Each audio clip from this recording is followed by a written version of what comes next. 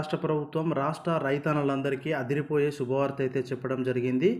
Assembly ఎన్నికల సందర్భంగా ఇచ్చిన హామీ ప్రకారం సన్నవడ్లకు క్వింటాలకు రూ. 500 బోనస్ విషయంలో రైతన్నలకు తీపి కబురునైతే అందించడం జరిగింది.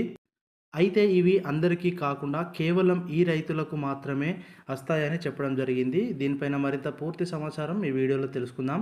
టాపిక్లోకి వెళ్ళిపోయే ముందు మీరు కనుక మన ఛానల్ని మొదటిసారిగా చూస్తున్నట్లయితే సబ్స్క్రైబ్ చేయడం మర్చిపోకండి. అదేవిధంగా ఈ వీడియో కనుక మీకు నచ్చినట్లయితే ఖచ్చితంగా ఒక లైక్ చేయండి.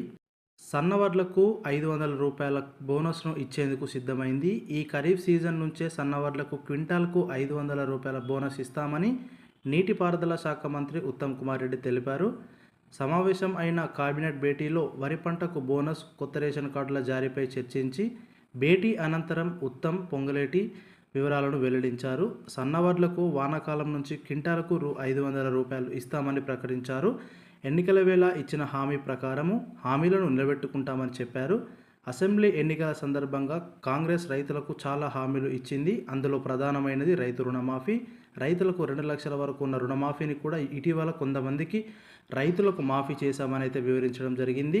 ఇంకా మిగిలిన వారికి పూర్తి స్థాయిలో చేస్తామని కూడా చెప్పడం జరిగింది. ఇకపోతే వరికి రూ. 500 బోనస్ మాత్రం తప్పకుండా ఈ వానాకాలం నుంచే ఇస్తామని అయితే చెప్పడం జరిగింది.